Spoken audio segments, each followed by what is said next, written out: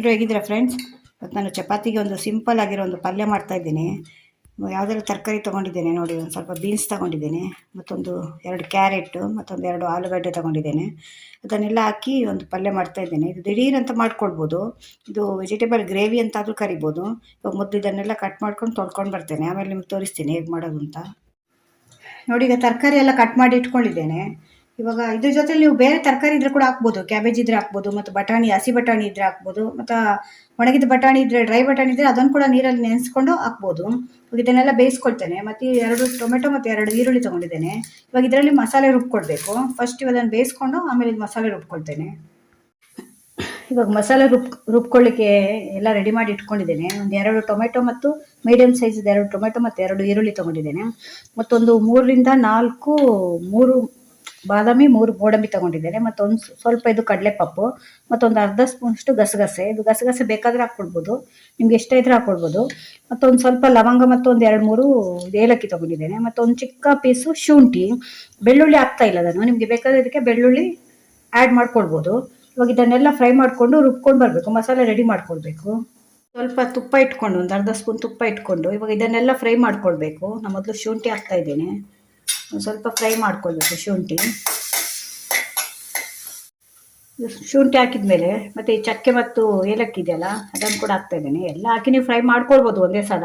ಗೋಡಂಬಿ, ಬಾದಾಮಿ ಇದೆಯಲ್ಲ ಅದನ್ನು ಕೂಡ ಹಾಕ್ತಾ ಇದ್ದೇನೆ. ಇದೆಲ್ಲ ಏನಂದ್ರೆ ಸ್ವಲ್ಪ ಗಟ್ಟಿ ಬರುತ್ತೆ ನಿಮಗೆ ಗ್ರೇವಿ. ಹೋಟೆಲೆಲ್ಲ ಸಿಗುತ್ತಲ್ಲ ಗಟ್ಟಿ ಇರುತ್ತೆ ನೋಡಿ, ಅದು ನಾವು ಮನೇಲಿ ಮಾಡೋ ಸ್ವಲ್ಪ ನೀರಾಗುತ್ತೆ. ಅವ್ರು ಇದನ್ನೆಲ್ಲ ಹಾಕ್ತಾರೆ, ಅದರಿಂದ ಗ್ರೇವಿ ನಿಮಗೆ ಗಟ್ಟಿ ಬರುತ್ತೆ. ಇದನ್ನೆಲ್ಲ ಸ್ವಲ್ಪ ಫ್ರೈ ಮಾಡ್ಕೊಳ್ಬೇಕು. ಲವಂಗ ಇದ್ರೆ ಲವಂಗ ಕೂಡ ಹಾಕ್ಬೋದು, ನಾನು ಲವಂಗ ಖಾಲಿಯಾಗಿದೆ, ಅದರಿಂದ ನಾನು ಗರಂ ಮಸಾಲ ಪೌಡ್ರ್ ಹಾಕ್ತೇನೆ. ಇವಾಗ ಚಕ್ಕೆ ಮಾತ್ರ ತೊಗೊಂಡಿದ್ದೇನೆ, ಲವಂಗ ಇದ್ರೆ ಅದನ್ನು ಕೂಡ ಆ್ಯಡ್ ಮಾಡ್ಕೊಳ್ಬೋದು. ಇದೊಂದು ಸ್ವಲ್ಪ ಫ್ರೈ ಆಗಬೇಕು. ಇದು ಫ್ರೈ ಆದಮೇಲೆ ನಾವು ಈರುಳ್ಳಿ ಮತ್ತು ಟೊಮೆಟೊ ಹಾಕಬೇಕು. ಇದು ಸ್ವಲ್ಪ ಫ್ರೈ ಆಗಿದೆ. ಇದು ಫ್ರೈ ಆದಮೇಲೆ ನೀವು ಗೋಡಂಬಿ ದ್ರಾಕ್ಷಿ ಇನ್ನೂ ಬೇಕಾದ್ರೆ ಜಾಸ್ತಿ ಹಾಕ್ಕೊಳ್ಬೋದು. ನಾನು ಇದು ಸ್ವಲ್ಪನೇ ಮಾಡ್ತೀನಿ, ಅದರಿಂದ ಮಾಡ್ತಾ ಇದ್ದೇನೆ. ಅದರಿಂದ ಒಂದು 3 ತಗೊಂಡಿದ್ದೇನೆ. ಬೇಕಿದ್ರೆ ಇನ್ನೂ ಒಂದು ಸ್ವಲ್ಪ ಜಾಸ್ತಿ ತಗೊಳ್ಬೋದು ನೀವು, ಟೇಸ್ಟ್ ಚೆನ್ನಾಗಿ ಬರುತ್ತೆ. ಇವಾಗ ಈರುಳ್ಳಿ ಹಾಕ್ತಾ ಇದ್ದೇನೆ. ಈರುಳ್ಳಿ ಹಾಕೊಂಡು 2 ನಿಮಿಷ ಫ್ರೈ ಆದಮೇಲೆ ನೀವು ಟೊಮೆಟೊ ಹಾಕಬೇಕು. ಯಾಕೆಂದರೆ ಟೊಮೆಟೊ ಬೇಗ ಫ್ರೈ ಆಗುತ್ತೆ, ಅದು ಈರುಳ್ಳಿ ಒಂದು ಸ್ವಲ್ಪ ಟೈಮ್ ತಗೊಳುತ್ತೆ. ಇದೊಂದು 2 ನಿಮಿಷ ಫ್ರೈ ಆಗಬೇಕು. ಇವಾಗ ಸ್ವಲ್ಪ ಬಾಡಿದೆ, ಇಷ್ಟು ಬಾಡಿದರೆ ಸಾಕು. ಯಾಕೆಂದರೆ ಆಮೇಲೆ ನಾವು ಮಿಕ್ಸಿಯಲ್ಲಿ ಹಾಕ್ಕೊಳ್ತೇವಲ್ಲ, ಮತ್ತೆ ಫ್ರೈ ಮಾಡ್ತೇವೆ, ಗ್ರೇವಿ ಆಗುತ್ತಲ್ಲ, ಆಗ ಮತ್ತೆ ಫ್ರೈ ಮಾಡ್ತೇವಲ್ಲ, ಅದನ್ನು ಎಷ್ಟು ಬಾಡಿದರೆ ಸಾಕು. ಇವಾಗ ಇದನ್ನು ಟೊಮೆಟೊ ಹಾಕ್ತಾ ಇದ್ದೀನಿ.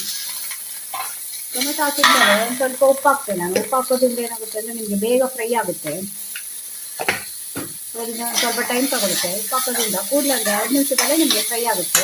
ಇದು ಒಂದು ಸ್ವಲ್ಪ ಫ್ರೈ ಆದಮೇಲೆ ಅದು ತಣ್ಣಗಾದ್ಮೇಲೆ ನಾವು ಮಿಕ್ಸಿಯಲ್ಲಿ ಹಾಕ್ಕೊಳ್ಬೇಕು. ಇವಾಗ ಇದಕ್ಕೆ ಟೊಮೆಟೊ ಕೂಡ ಹಾಕಿದೆ, ಈರುಳ್ಳಿ ಹಾಕಿದ್ಮೇಲೆ ಟೊಮೆಟೊ ಕೂಡ ಹಾಕಿದ್ದೇನೆ. ಟೊಮೆಟೊ ಹಾಕಿದ್ಮೇಲೆ ಒಂದು ಸ್ವಲ್ಪ 5 ನಿಮಿಷ ಫ್ರೈ ಆಗಬೇಕಿದು. ಇದಕ್ಕೊಂದು ಸ್ವಲ್ಪ ಉಪ್ಪು ಹಾಕಿದ್ದೇನೆ. ಉಪ್ಪು ಹಾಕಿದ್ರೆ ನಿಮಗೆ ಬೇಗ ಫ್ರೈ ಆಗುತ್ತೆ. ಅದು ಇಲ್ಲದ್ರೆ ತುಂಬ ಟೈಮ್ ತಗೊಳುತ್ತೆ. ತುಂಬ ಇದು ಫ್ರೈ ಆಗಬೇಕು ಅಂತಿಲ್ಲ, ಒಂದು ಸ್ವಲ್ಪ ಬಾಡಿದರೆ ಸಾಕಿದು. ಇವಾಗ ಇದು ತಣ್ಣಗಾದ್ಮೇಲೆ ಮಿಕ್ಸಿಯಲ್ಲಿ ಹಾಕ್ಕೊಳ್ಬೇಕು. ಇದು ನಿಮಗೆ ಈ ಗ್ರೇವಿ ಚಪಾತಿ ಜೊತೆ ಮತ್ತು ಪೂರಿ ಜೊತೆ ಎಲ್ಲ ತುಂಬ ಚೆನ್ನಾಗಿರುತ್ತೆ. ರೊಟ್ಟಿ ಜೊತೆ, ದೋಸೆ ಜೊತೆ ಕೂಡ ತಿನ್ಬೋದು. ಇವತ್ತು ನಾನು ಚಪಾತಿಗೆ ಮಾಡ್ತಾ ಇದ್ದೇನೆ ಇದು ಗ್ರೇವಿ. ಇವಾಗ ಇದು ಫ್ರೈ ಆದಮೇಲೆ ಆಫ್ ಮಾಡಿದ್ಮೇಲೆ ತಣ್ಣಗಾದ್ಮೇಲೆ ಮಿಕ್ಸಿಯಲ್ಲಿ ಹಾಕ್ಕೊಳ್ಬೇಕು. 1 ಸ್ಪೂನ್ ತುಪ್ಪ ಇಟ್ಟು ನಾನು ಇವಾಗ ಮಸಾಲೆ ರೆಡಿ ಮಾಡ್ಕೊಳ್ತಾ ಇದ್ದೇನೆ, ಅದು ಗ್ರೇವಿ ರೆಡಿ ಮಾಡ್ಕೊಳ್ತಾ ಇದ್ದೇನೆ. 1 ಸ್ಪೂನ್ ತುಪ್ಪ ಇಟ್ಟು ನಾನು ಅದಕ್ಕೆ 1 ಸ್ಪೂನ್ ಜೀರಿಗೆ ಹಾಕ್ತಾ ಇದ್ದೇನೆ. ಕೆಲವರು ಜೀರಿಗೆ ಹಾಕಲ್ಲ, ಅದು ನಾನು ಹೆಚ್ಚಾಗಿ ಎಲ್ಲದಕ್ಕೂ ಜೀರಿಗೆ ಹಾಕ್ತೇನೆ, ಡೈಜೆಷನ್ಗೆಲ್ಲ ತುಂಬ ಒಳ್ಳೇದಂತ. ಜೀರಿಗೆ ಒಂದು ಸ್ವಲ್ಪ ಫ್ರೈ ಆಗಬೇಕು. ಫ್ರೈ ಆದಮೇಲೆ ನಾವು ಮಸಾಲೆನ ಹಾಕಬೇಕು. ಮಸಾಲೆ ಸ್ವಲ್ಪ ಚೆನ್ನಾಗಿ ಫ್ರೈ ಆಗಬೇಕು. ನಿಮಗೆ ಹೋಟೆಲಲ್ಲಿ, ರೆಸ್ಟೋರೆಂಟಲ್ಲೆಲ್ಲ ಸಿಗುತ್ತಲ್ಲ, ಆ ಟೇಸ್ಟ್ ನಿಮಗೆ ಬರಬೇಕು ಅಂದರೆ ಮಸಾಲೆ ಫ್ರೈ ಆಗಬೇಕು. ಮಸಾಲೆ ಫ್ರೈ ಆಗಿ ಸುತ್ತ ಎಣ್ಣೆ ಬಿಡಬೇಕು. ಎಣ್ಣೆ ಬಿಟ್ಟರೆ ಅದು ಆ ಟೇಸ್ಟ್ ಬರುತ್ತೆ. ಅದರಲ್ಲಿ ನೋಡಿ, ನೀವು ರೆಸ್ಟೋರೆಂಟಲ್ಲೆಲ್ಲ ತಿಂದಾಗ ಮೇಲೆಲ್ಲ ಹೇಗೆ ಎಣ್ಣೆ ಇರುತ್ತಲ್ವ, ಅವರೇನು ತುಂಬ ಜಾಸ್ತಿ ಎಣ್ಣೆ ಹಾಕಲ್ಲ, ಆದರೆ ಮಸಾಲೆ ಫ್ರೈ ಮಾಡೋದ್ರಲ್ಲೇ ಇರುತ್ತೆ. ಇವಾಗ ಆಯ್ತು. ಇವಾಗ ನಾನು ಮಸಾಲೆ ರುಬ್ಬಿ ಇಟ್ಕೊಂಡಿದ್ದೇನಲ್ಲ, ಇದನ್ನು ಹಾಕ್ತಾ ಇದ್ದೇನೆ ನೋಡಿ. ಇವಾಗ ಇದೊಂದು 2ರಿಂದ 3 ನಿಮಿಷದವರೆಗೂ ಫ್ರೈ ಆಗಬೇಕಿದು ಚೆನ್ನಾಗಿ. ಮಸಾಲೆ ಫ್ರೈ ಆಗ್ತಾ ಇದೆ ನೋಡಿ. ಇವಾಗ ಇದಕ್ಕೊಂದು ಸ್ವಲ್ಪ ಅರ್ಧ ಸ್ಪೂನಷ್ಟು ಅರಿಶಿಣದ ಪೌಡ್ರ್ ಹಾಕ್ತಾ ಇದ್ದೇನೆ. ಅರ್ಧ ಸ್ಪೂನಷ್ಟು ಇದು ಖಾರದ ಪೌಡ್ರ್ ಹಾಕ್ತಾ ಇದ್ದೇನೆ. ಮತ್ತು 1 ಸ್ಪೂನಷ್ಟು ಉಪ್ಪು ಹಾಕ್ತಾ ಇದ್ದೇನೆ. ಇದೆಲ್ಲ ಹಾಕಿದ್ಮೇಲೆ ಒಂದು ಸಲ ಚೆನ್ನಾಗಿ ಮಿಕ್ಸ್ ಮಾಡಬೇಕು. ಮಿಕ್ಸ್ ಮಾಡಿ ಇದು ಮಸಾಲೆ ಎಲ್ಲ ಹಾಕಿದ್ಮೇಲೆ ಅದು ಹಸಿ ವಾಸನೆ ಹೋಗಬೇಕು, ಅಲ್ಲಿವರೆಗೂ ನೀವು ಇದನ್ನು ಸ್ವಲ್ಪ ಫ್ರೈ ಮಾಡ್ಕೊಳ್ಬೇಕು. ಮಸಾಲೆ ಕುದೀತಾ ಇದೆ ನೋಡಿ. ಇವಾಗ ಇದನ್ನು ತರಕಾರಿ ಬೇಯಿಸಿ ಇಟ್ಕೊಂಡಿದ್ದೇನೆ, ಅದನ್ನು ಕೂಡ ಹಾಕ್ತಾ ಇದ್ದೀನಿ. ಅದ್ರಲ್ಲಿ ನೀರಿದೆ ಅಲ್ಲ, ಅದನ್ನು ಕೂಡ ಹಾಕಿ ಚೆಲ್ಲಬೇಡಿ, ಯಾಕೆಂದರೆ ಗ್ರೇವಿ ಮತ್ತೆ ಗಟ್ಟಿ ಆಗುತ್ತೆ, ಅದು ಆವಾಗ ನೀರು ಬೇಕಾಗುತ್ತೆ. ಅದು ಒಂದು ಸಲ ಚೆನ್ನಾಗಿ ಮಿಕ್ಸ್ ಮಾಡಿ ಇವಾಗ ಇದಕ್ಕೊಂದು ಸ್ವಲ್ಪ ನಾನು ಗರಂ ಮಸಾಲ ಪೌಡ್ರ್ ಹಾಕ್ತಾ ಇದ್ದೇನೆ. ಬೇಕಾದರೆ ಹಾಕ್ಕೊಳ್ಬೋದು, ಯಾಕೆಂದರೆ ಅದರಲ್ಲಿ ನಾನು ಲವಂಗ ಹಾಕಲಿಲ್ಲ, ಅದರಿಂದ ಗರಂ ಮಸಾಲೆ ಪೌಡ್ರ್ ಹಾಕ್ತಾ ಇದ್ದೇನೆ.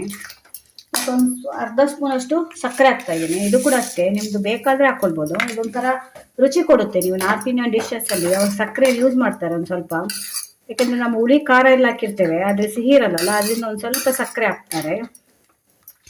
ಇದೆಲ್ಲ ಮಿಕ್ಸ್ ಆಗಿ ಒಂದ್ಸಲ ಚೆನ್ನಾಗಿ ಇದು ಕುದಿಬೇಕು. ಇದು ಚೆನ್ನಾಗಿ ಕುದಿ ಬರ್ತಾ ಇದೆ. ಇದು ಚೆನ್ನಾಗಿ ಕುದಿ ಬಂದಮೇಲೆ ಒಂದು ಸ್ವಲ್ಪ ಅದ್ರ ಮೇಲೆ ಕೊತ್ತಂಬರಿ ಸೊಪ್ಪು ಹಾಕಿ. ಕೊತ್ತಂಬರಿ ಸೊಪ್ಪು ಹಾಕಿದ್ಮೇಲೆ ಒಂದು 2 ಕುದಿ ಬಂದರೆ ಸಾಕು, ಜಾಸ್ತಿ ಇಲ್ಲ, ಜಾಸ್ತಿ ಬೇಡ. ಇದು ಸ್ವಲ್ಪ ನಾನು ನೀರಾಗೆ ಮಾಡ್ಕೊಂಡಿದ್ದೇನೆ, ಯಾಕೆಂದರೆ ಇದು ಒಂದು ಸ್ವಲ್ಪ ಆರಿದ ಮೇಲೆ ಮತ್ತೆ ಗಟ್ಟಿ ಆಗುತ್ತೆ, ಸ್ವಲ್ಪ ಗಟ್ಟಿ ಆಗುತ್ತೆ. ಆಮೇಲೆ ಇವಾಗ ನೀರಾಗೆ ಕಾಣುತ್ತೆ, ಯಾಕೆಂದರೆ ಇದಕ್ಕೆ ಗೋಡಂಬಿ, ಬಾದಾಮಿ, ಕಡಲೆಪಪ್ಪು, ಗಸಗಸೆ ಎಲ್ಲ ಹಾಕಿರೋದ್ರಿಂದ ಅದು ಆಮೇಲೆ ನಿಮಗೆ ಅದು ಗಟ್ಟಿ ಕೊಡುತ್ತೆ.